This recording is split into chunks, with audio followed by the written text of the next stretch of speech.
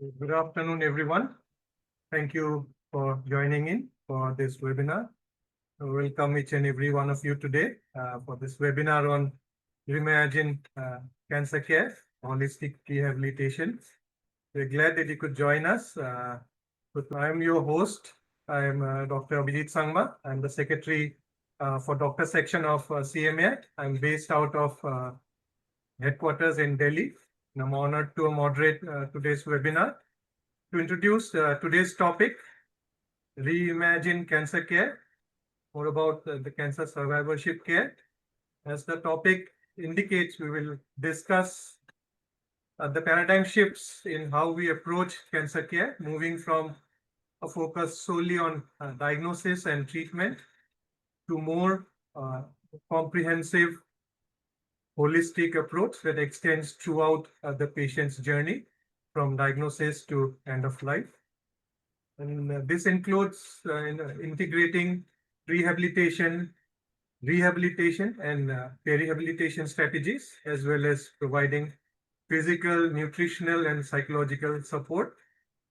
Ultimately, our goal is to create an environment where every individual impacted by cancer receives compassion and holistic support, enabling them to live with dignity, hope, and resilience. With that, I would like to call upon Dr. Santosh Matthew Thomas, the president of CMAI, and is also the in charge of training initiatives of ICMDA, to introduce our speaker. Thank you, Abhijit. Welcome participants, and thank you, Bertha, for agreeing to do this webinar. Just had a quick introduction of Dr. Bertha. Dr. Bertha Rathinam is the professor and head of Department of Anatomy at All India Institute of Medical Sciences, Bhopal. She did a graduation from Madurai Kamaraj University and later did a MS in Anatomy from MGI University. She has worked in many prestigious institutions, setting up and running the departments, both CMT Vellore, Father Muller's, Manipal, Sikkim Manipal Institute. And in the last few years, she has been heading the department in AIMS, Bhopal. In addition to all what she has done in anatomy, she also has been very active with student ministries and the local engaging with the students in the college and in the region. And she also is the South Asia Regional Secretary for ICMDA, trying to strengthen the national organization in the South Asia region. Recently, she did a fellowship in cancer survival and cancer care for related to cancer survivorship. And this is fresh back from the training and setting up, have already set up a support system in AIMS Bhopal.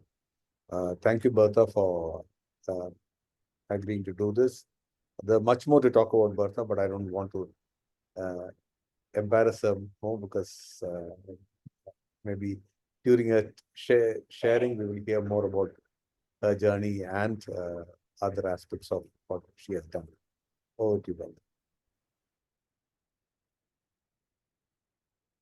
Thank you so much, sir, for the kind words. Good evening, everyone. So I will be talking about not just cancer survivorship, also a little bit about cancer prehabilitation, assessment of unmet needs of cancer survivors, and we'll just summarize it with cancer rehabilitation. So I have a quick question for you. According to you, who is a cancer survivor? What is the definition of a cancer survivor? Can you please put your answers in the chat?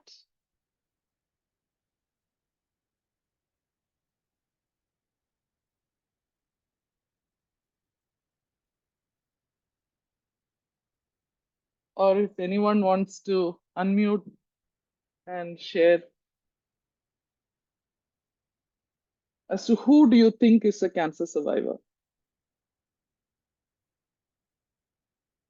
Someone who's been diagnosed with cancer. Thank you. Anybody else? Any other thoughts?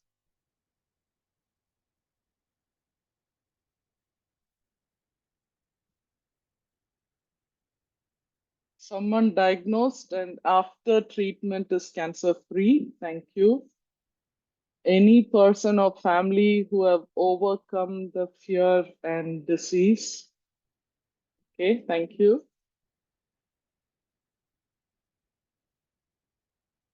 Yeah, I think we have shifted from the traditional definition of cancer survivor as someone who has been free of the disease for 5 years post-treatment. Different organizations define cancer survivor as someone who has been, so the recent one is someone who has been diagnosed from the date of diagnosis until the end of life. And so this includes those who are living with cancer, free of cancer, and also people with untreatable cancer. And the recent definition also include a family or a friend or a voluntary caregiver of those affected with cancer. And we have a lot of, if you see the last line, you have a lot of other terms which are also being used now. An aliver is someone who is living with cancer. Thriver is someone who's going through the treatment. Dire is someone who is in a terminal illness or untreatable cancer. And the recent term that has been included is previvor, is someone who has a genetic tendency that can, or a genetic deformity that can develop into a malignancy, but still not showing any signs of the disease. So the constant change, paradigm shifts in the definition of cancer survivorship is happening throughout the world. And in India, cancer is about 100.4 per 100,000 individuals. That's 1 in 9, which is quite a huge number. And by 2025, ICMR states that there's been a 12.8% increase. And unfortunately, our cancer 5-year cancer survival rate is only about 30% compared to more than 50% in the Western or the developed nations. So what is cancer prehabilitation?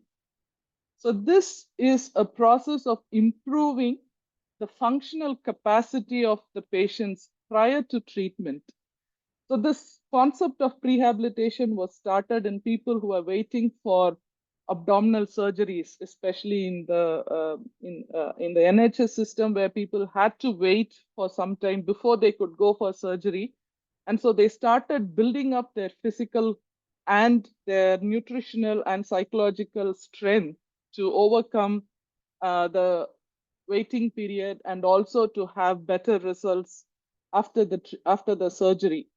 And so this the cancer prehabilitation also takes this principle and builds a journey right from the day of diagnosis, right from the day of suspicion, in building up their physical status, their nutritional status, and also providing psychological support. So these 3 components, the physical, nutritional, and the psychological support, form the pillars of the prehabilitation that is being done, not just for cancer, but also for other chronic illnesses, cardiac cases, major abdominal surgeries, chronic kidney diseases, hypertension, diabetes. So all these non-communicable diseases have embraced this concept of prehabilitation and are working towards these 3 pillars. But why cancer prehabilitation? It's something that helps the individual to engage actively in their health and in their well-being right from very early in their cancer journey. And it's also evidence-based. Lots of studies have come up where people have proved that there is maximum optimization of their health before starting such grueling treatments. And also it is an approach by those who have already gone through those diseases and also for the people. And a multimodal prehabilitation approach, obviously, we know is much more effective than singularly talking about either the physical or nutritional or psychological intervention. When all of them come together, the treatment outcome or the benefits are much better.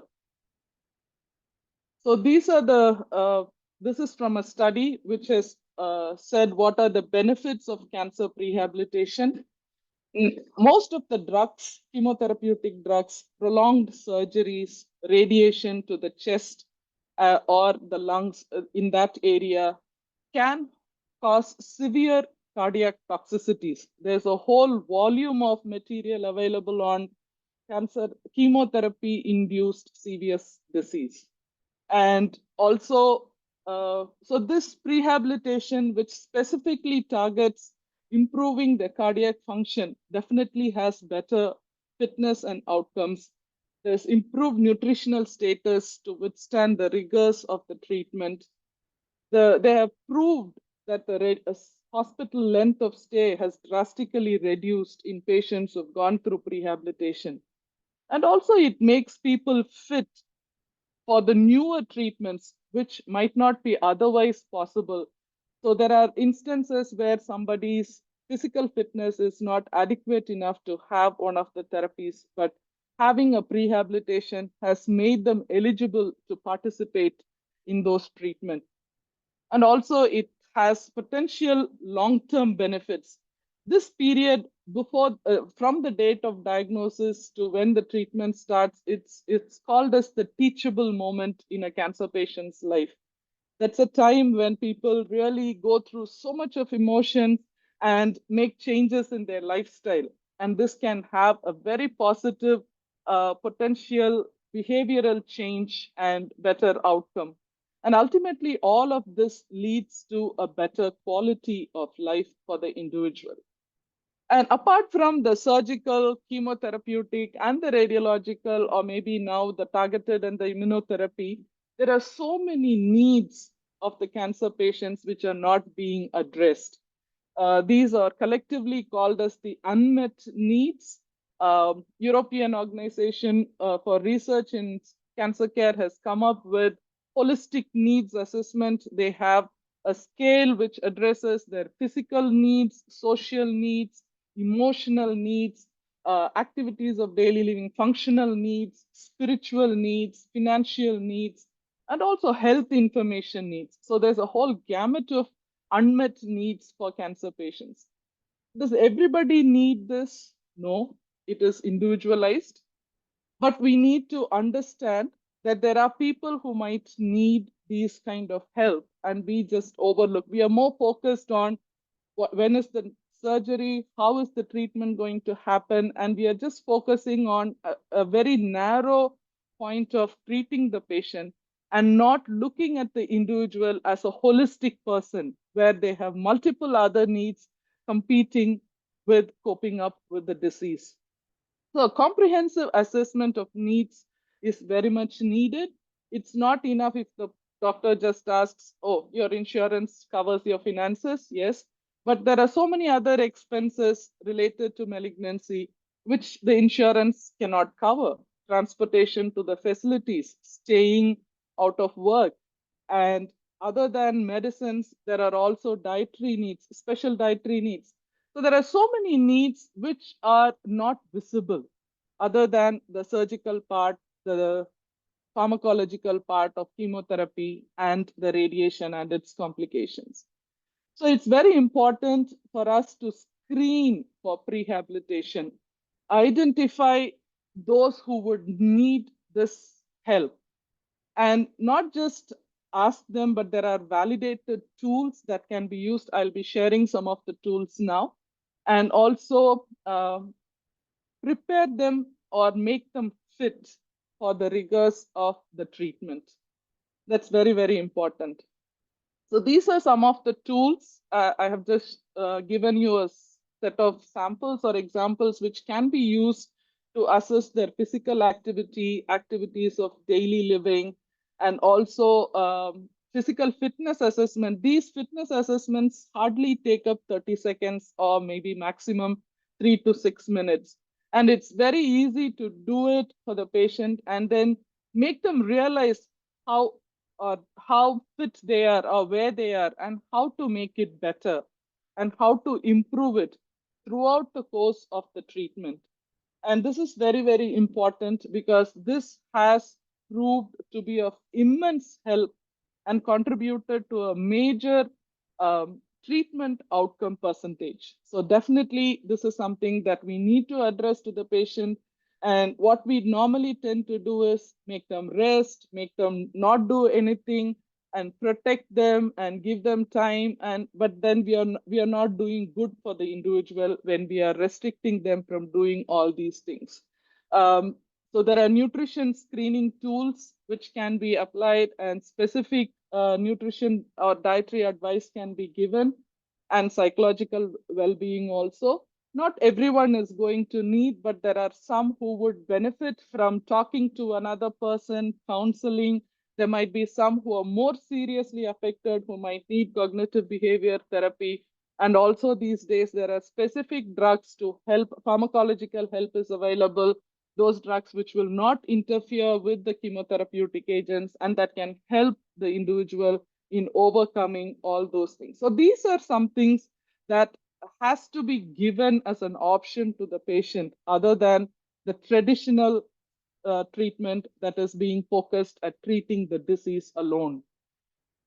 So when we do assess all these things, then there has to be some intervention that has to be given to the individual.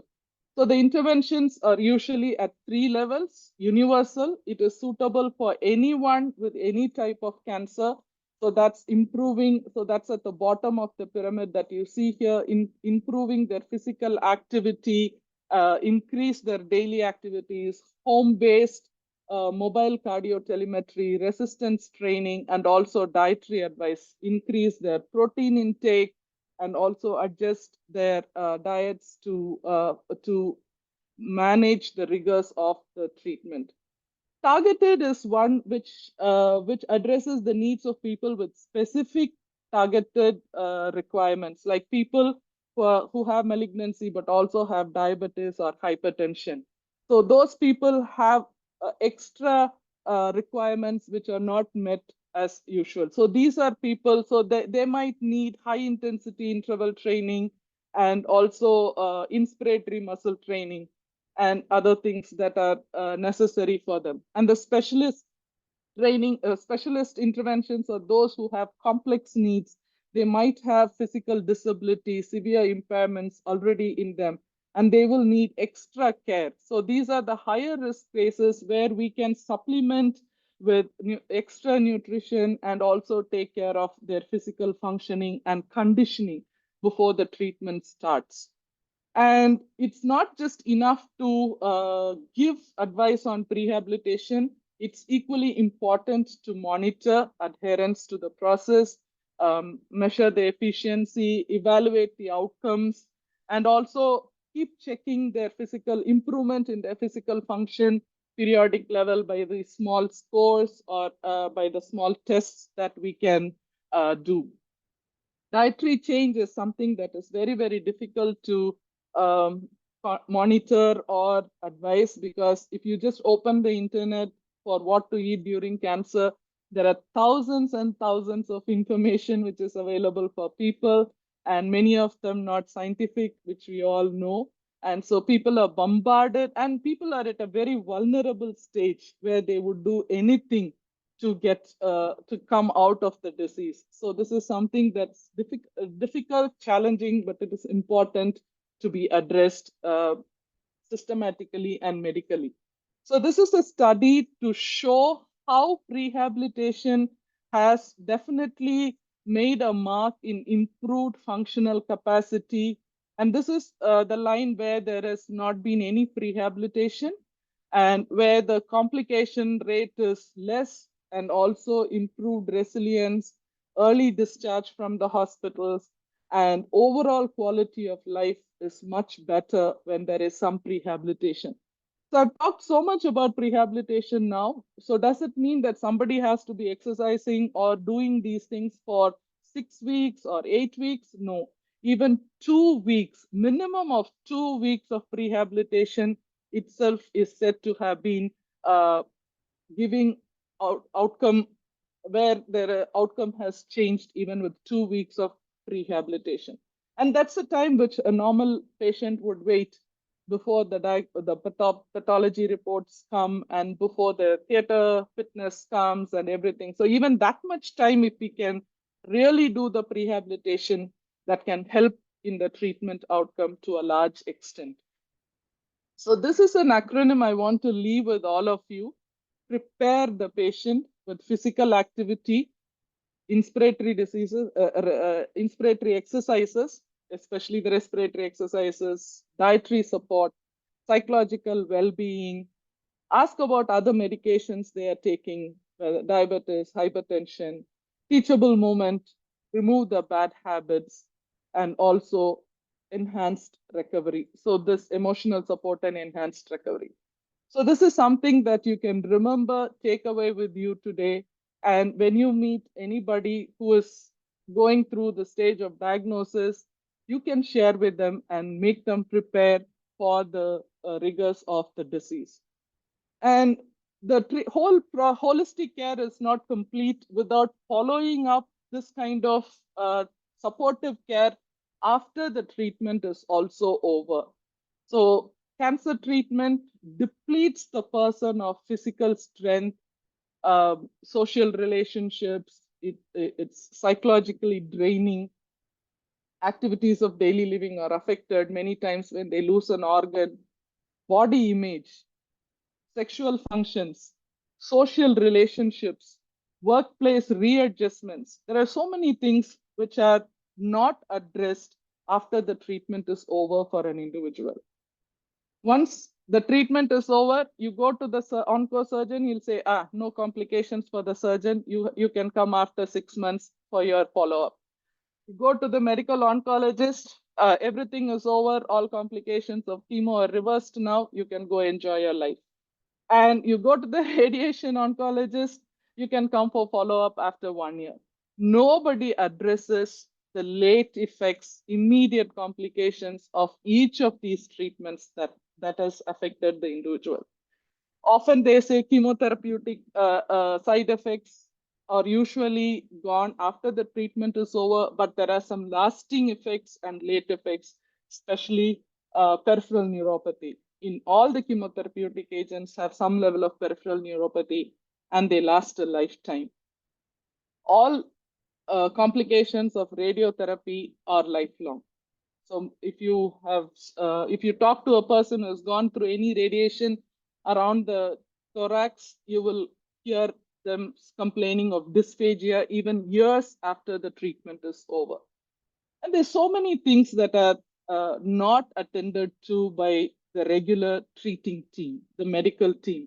And these things are something that really need attention, and addressing these needs is as important to improve their quality of life. So cancer rehabilitation is also very, very important. And this is something that should also focus on the self-care ability of the individual. For little physical problems, I think proper health information and training them to take care of these physical difficulties will go a long way, and also improved psychological function and adjust to the losses that they have encountered. It can be physical, it can be emotional loss, jobs. There are so many losses which are, again, not visible, but they are tangible, and they affect the individual to a large extent. So cancer rehabilitation programs are as important as the prehabilitation. This also includes exercise. Exercise is the main component here, nutritional counseling, and integration into the society, workplace integration. Small things like a doctor advising a patient with colostomy or who has had surgeries in the abdomen to workplace to be shifted close to the toilet because of incontinence. These kind of things nobody addresses. So these are very, very important for us to understand. And when we meet people like that, to accommodate them in our work areas, and also when we suggest these things to the patients who are going through treatment with us, it makes a lot of difference in their lives. And also this needs a multidisciplinary team. It's not just the treating onco team, but also all the other people who will be interested in improving the functional ability of the individual, activities of daily living, and social worker, And cancer treatment is something that exposes your need for spirituality and emotional needs. So this is an area where the chaplaincy or their faith can come into play. Supportive therapy can also come into play. And here again, the interventions or the pathways for rehabilitation can be generalized, generic or universal for any type of cancer. There are some specific interventions that are needed for people in malignancies with special sites like larynx or esophagus, where swallowing, communication, voice training, when they lose a limb, then how to adjust to that. So these are specific interventions that can be addressed, and also symptom pathway when they have chronic fatigue, uh, weight gain or weight loss, lymphedema, especially with surgeries involving lymph node clearance, and pain and peripheral neuropathy. So these are the pathways of rehabilitation, somewhat similar to the prehabilitation that we have studied. Here again, there is a scope for assessment. So there is assessment for general late effects and immediate late effects, and undertake risk assessment and give appropriate care for this. One of the things that is very important, especially in young adult cancer groups, is cognition. Most of the young adult school-going children and young adults go through severe cognitive decline. And there is a special group of people who are working on cognitive rehabilitation. And this is something that is going to impact them for the rest of their lives. The recovery rate is much higher in childhood malignancies, and therefore these things need to be addressed. The cognitive rehabilitation starts with mental exercises. There are good apps for it, which can help in improving their cognition right from the day of diagnosis. And also special needs, and ultimately all these addressing these needs leads to a better quality of life. So it's very important for us to assess them, improve their physical function, special needs, and also their symptom pathway that needs to be addressed. So another area which is very important is health information, the correct medical and supportive health information, evidence-based information that is needed, short information, because nobody has, especially when you're going through a grave diagnosis, you don't have the patience to read through hundreds of pages to get what you want. And also help in other things like making a will. And most of us are very averse to complementary therapies, massages or yoga or Pilates, or those kind of complementary therapies do not have any side effects, but help a lot in alleviating the symptoms of the individuals. So be open to the idea of complementary therapies that are available for cancer patients. So with all this done, what can be done for India, and how do we go about it, and how can CMAI, ICMDA do something for the patients? To identify and prioritize key supportive care challenges which are very specific to our condition, because our resources are limited, infrastructure is limited, but there can be good guidelines to address these challenges. And it's not only important to incorporate specific experts, be it the multidisciplinary team or the ONCO team.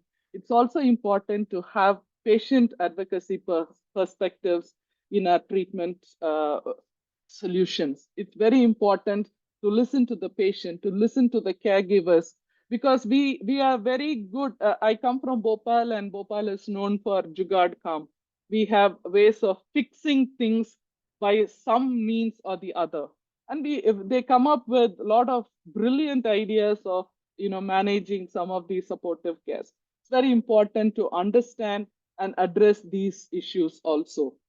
And probably big organizations can take up this challenge and do a Delphi process of prioritizing key issues and how we can recommend actionable things, especially for the rural setup. People in the cities have access to everything, but people in the rural setup, how can they access these things? Can we have online teaching material for them? How can we encourage them to share their concerns with others? And how can NGOs and big organizations help in supportive care in resource limited settings? So these are some things I want to challenge the listeners today with, and how you can break these barriers and come up with solutions for this. So I started with a vision of creating an environment, at least in India or at least in Bhopal, where any cancer patient or cancer survivor or any family member receives compassionate and holistic support. This will help them to live with hope and dignity, and also build up their resilience and make them fit for the treatment, and to have proper medical information, not just before, but through and after the cancer treatment as well.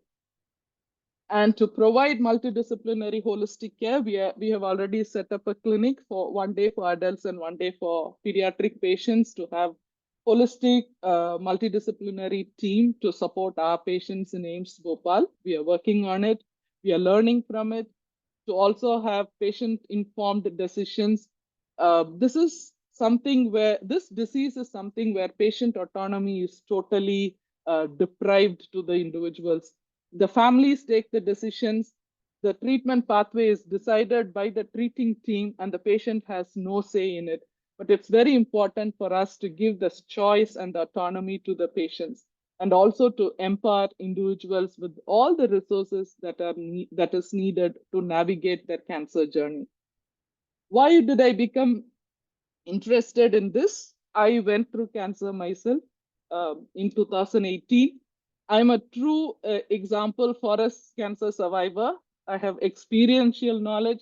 I'm a voluntary caregiver. I'm the caregiver for my brother who went through cancer. And so I realized the gap that is there. I understood that there is no existing holistic care. Though being a medical professional, having gone through it, having gone through the literature that was available when I was going through the disease, I realized that there is much more that can be done.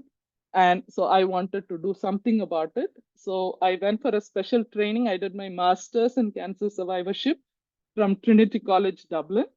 And I'm back with a special request to all of you to take this idea forward and to make this concept aware to all the physicians, the supporting staff, and also to the people whom you come across, with this idea of how the supportive care can be an integral part of their treatment pathway, and how this is evidence-based and which helps in better outcomes. So to summarize, I will wind up with the paradigm shifts in cancer survivorship care. The definitions have changed. There is much more to do with supportive care, especially prehab, rehab, and perihab. We can be very focused, and we have targeted and specialized prehabilitation for people with extra needs and extra risks.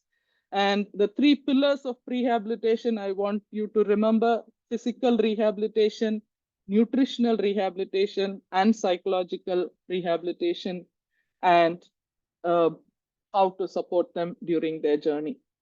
These are my references, and thank you. Thank you so much, Dr. Bertha, for for the enlightening presentation and also sharing from your own life. Now we'll move into time of panel discussion. The time of discussion. To get us started, I have few questions, and also we have received some questions from the participants here. Just wanted to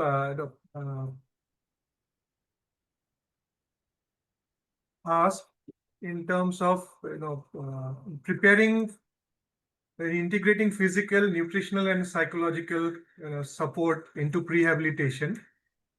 What kind of technology or how can we leverage technology to deliver personalized interventions to monitor progress? I mean, is there any way, what all can we do in that? Yeah, especially for physical fitness, we can do the app-based. Everybody has a smartphone now. Most of the people have smartwatches, so we can include your activity into it, and that can give you a like update on your day-to-day physical fitness and its improvement, and also having access to the right kind of information from valid sources. So making aware of what are the like which websites can someone refer to for what. There's no point in asking someone with a spinal metastasis to go into active exercises. Even then, people do advise some kind of exercises, but still there is an understanding of who can do what and how it can be done. So that is something that can be, technology can go a long way. So probably organizations can come up with scientific information and resources for them to access, and your own personal wearables, and also hospital. We have that we are working out a process of cancer communication app where people who are coming for treatment will get registered in that app, and they can directly address their side effects, and there will be help available even from home, and also some inputs on their physical activity and their complications related to treatments and how to overcome or take self-care of those complications. We are working on that. So it will be accessible to a specific group of people who will be registered in AIMSbook. Now, also taking forward the whole rehabilitation about physical, nutritional, and psychological support, how to prioritize these components based on individual patient needs. Yeah, so I can share from our experience in AIMS Bhopal. We have a common questionnaire for everybody. And that questionnaire usually takes about 10 minutes or 15 minutes for them to fill up. So on the regular, when they're waiting in their OPD, so we have the questionnaire being filled up, and then it's easy for us to get the scores in no time. And then those who are identified as someone who will need help, then those people are taken to the clinic and specific interventions are given for them. So not everybody is going to need all these components, but there are some common things that we say for all our patients. We have little booklets on understanding certain things and what exercises to do, what to eat, what are things to avoid. And so we are developing small booklets. Soon we'll be translating them into Hindi and other languages. Maybe once it's done, I can share it with others. So we are working on specific informations for them. And once the scoring is done, those who need extra help, if they have an unmet need, then we specifically target them and give them individualized intervention. Thank you. I mean, I think that also answers partly about the next one that I wanted to ask you was, how do we, looking at different cultures and different socioeconomic background of people in our country, and which is very diverse. How can healthcare providers ensure that the assessment is truly individualized? So I think this tool can, come in handy once it is developed. And I hope that it will be able to share with others as well, so that with us, so that we can promote that within our network hospitals, within CMAI and mission hospital networks as well. Sure, Abhijit, I'll do that. Thank you. Also, you've outlined about universal, targeted, and specialist intervention. Can you give some examples of how these different levels of intervention can be integrated into a comprehensive care pathway? Okay, so when we know someone who has a comorbidity, automatically, that you separate them, like someone with long-standing diabetes, hypertension, chronic kidney disease, other disabilities. Those are the ones who will need extra care, other than the normal ones who will need not a specific intervention for them. But these are the ones, once you know that, then that group can be specifically targeted. And this group can actually, the help that you give for this group actually flows into the other group also for someone who doesn't have that need. So it's very, very important for another thing that we are planning to do is, these were some of the ideas I floated as I was studying. In the waiting time before chemo, they come give the blood test and then start with their chemo after 2 hours when the blood test reports come.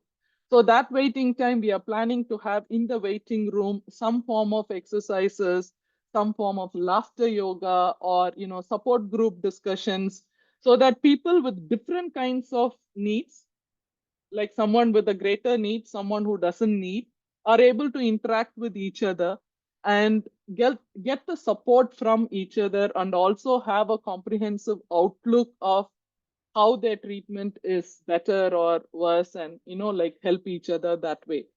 So that is something we are planning to do. We are still working on it, and that can be something that people can do in their own setup also, where people with different levels of need, when they sit together and share their experiences, that develops into a very comprehensive outcome for the individuals.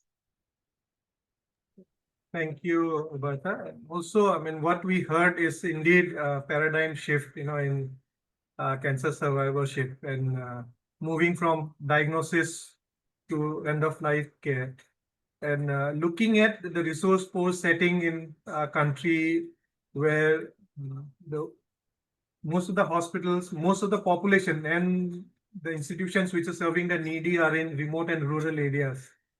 How can we train healthcare providers to adopt this, broader perspective to provide continuous support throughout the patient's journey? Yeah, I think most of our remote places also have supportive people, I think the medical professionals are really hard pressed for time and they are not available for the patient's queries. But the supportive team, the nurses, the physiotherapists, occupational therapies, family caregivers who can act as volunteers, those people can be trained to identify, use the tools to identify the needs and also help them. That is something that we can look as an organization, as a church, as an NGO. That is something that can be developed, training some group of people towards this holistic care, who can take this idea back to their places, workplaces, and then, multiply this facility. Thank you. And how can we encourage this effective collaboration and communication within multidisciplinary team? When we work with multiple team and multimodal team that you spoke about, to ensure seamless and integrated care. One of the hardest hurdle that I faced in setting up this cancer survivorship clinic in AIIMS Bhopal was from the clinicians.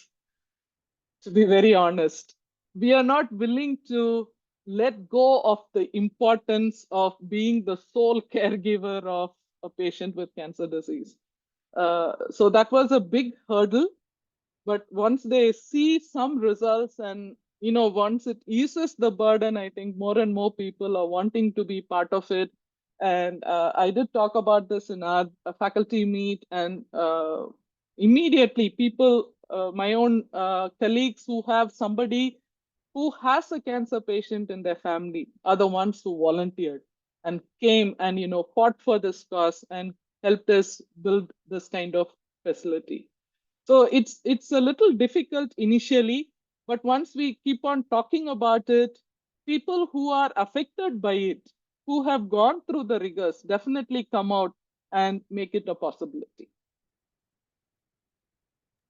Thank you, Dr. Bertha. So we have received some questions from our audience. Yeah, just take them as I've received it. Now, Mhm. how to incorporate professionals who demand money for any consultation to be involved in care ministry. I think that's also an ethical aspect to the question. I'm not sure if I'm qualified to address that.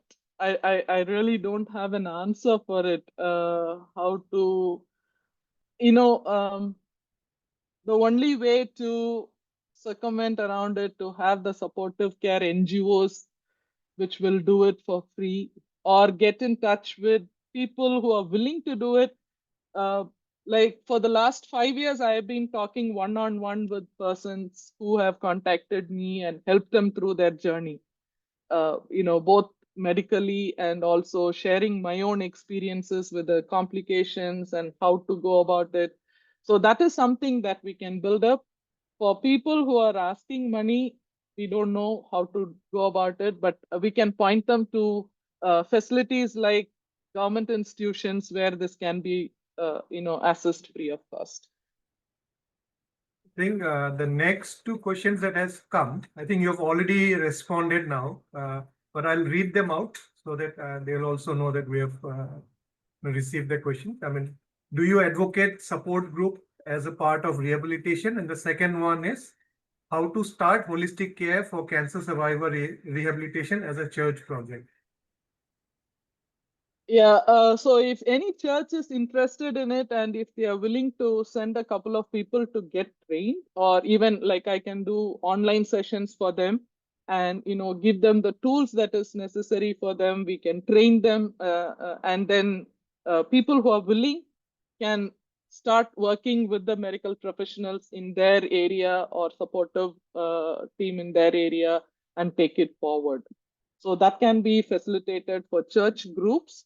And also there are always volunteers anywhere, and most of the volunteers in my experience are from family members of those who are affected with malignancy, and they can really go a long way in coming alongside you and helping you with cancer care.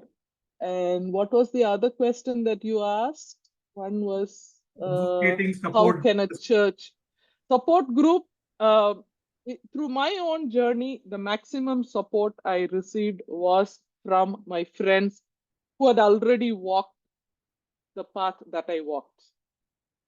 I can name them at specific times. People came into my life more than what my treating team or my book knowledge helped me.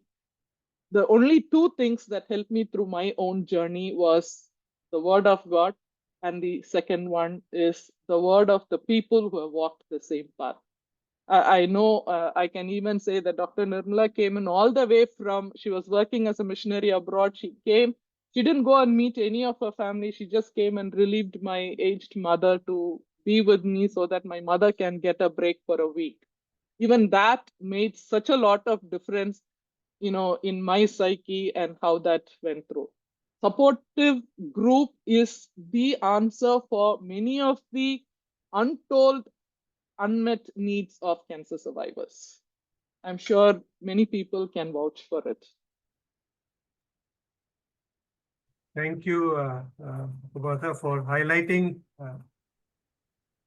the support group and the support system that we have. And I think even in my case, I can say that been really blessed by people around me and those who stood by me. So that was a very touching moment, and also to see how Lord brings people around us when we need the most. One of the next question is in the care gap and the scope of physiotherapy, any advice for physiotherapy students in connection with cancer care?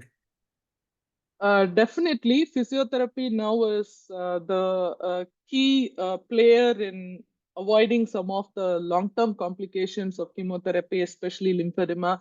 We have a special physiotherapist for lymphedema in many of the institutions. So physiotherapists can train themselves a little bit more in detail into these areas, especially the ones who do cardiac physiotherapy and also lymphedema. They can be, actively be involved in managing the exercise part of pre and rehabilitation for cancer patients. Also, every member of the multidisciplinary team, the occupational therapist for workplace adjustments, speech and language for your dysphagia, for your speech, and counselor for your psychological arrangement, chaplaincy. Every member of the multidisciplinary team is equally important. You cannot say one is better or more needed than the other. Think that And the Yeah, please basics go. of the basics of what is needed can be done with a little bit of training by any professional. Some amount of counseling can be learned by you and me in this. Some amount of exercise can be learned by us and help. We don't need to have high-end professionals at each point, but we can also, train ourselves in the basics of all these needs and work on it. Thank you, Bertha, for sharing so wonderfully about this new concept that we are hearing.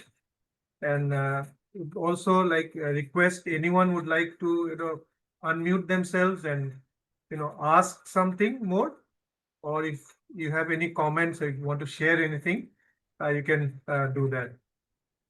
Okay, thank you, Dr. Bertha. Thank you very much. And thank you, Abhijit, also. Just a quick question from a CMA point of view. We have been engaged with training volunteers in palliative care, where they're also looking at, the holistic care of patients. And they are volunteers, they're non-medicals. And and it's a WHO 16-hour curriculum. So that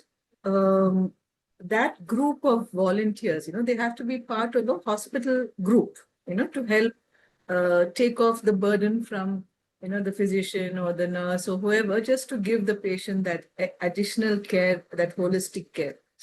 Is there an overlap between what you are recommending, or do you think it's the same? Or is the training different? The needs of palliative care is entirely different. It's just focused only on the comfort of the individual and the quality of life. They do not address improving an individual's physical status or empowering the individual. There's much more to the regular cancer survivorship care than the palliative care. So palliative care is only a subset. A small part or a subset of the overall cancer survivorship care. That's equally needed, but it's a small subset, and the number of patients the percentage of people who will need that is also a smaller subset. Thank you. I think maybe just a thought. Maybe we as CMA, we could work along with Dr. Bertha and also see how we can develop more module and more training materials, which can be, where we can, when we are doing the palliative care volunteers training, we can, in fact, include the survivorship, training, the support group training, and also include the palliative care 16-hour WHO curriculum in that, so that it becomes a little more holistic training, where we are empowering more people at the community level, more people at the congregational level to be able to take care and provide support to the people who need. Just an idea, we'll have to work it out. We'll have to see how we do it. Just an idea, just thinking out loud this moment. Yeah, I did share. I did pitch this idea with JAPIGO, Johns Hopkins People Initiative on Malignancies, and soon we will be. I have gone through our academic committee, and we have permission to start the certificate course on cancer survivorship in AIIMS Bhopal. We'll be rolling out the course by August. So any medical or paramedical professional interested can join for the course. It will be a blended course with some contact classes and some online classes. It will be for 3 months. And also I can work out a curriculum on the prehabilitation part and the other aspects for the palliative care course that you're already doing. I'll be happy to contribute to that also. Yeah, I think just wanted to thank Bertha for this excellent presentation, and I think one of the things we need to understand is that integrated holistic care is the need of the hour. So I think we also need to see that it is not standalone only for cancer. The foundation should be able to provide holistic integrated care for all kinds of illnesses with specific skill set that interventions which cancer survivors or pre-rehab support is required. If you do that way training, actually the foundations can be used for many other illnesses too.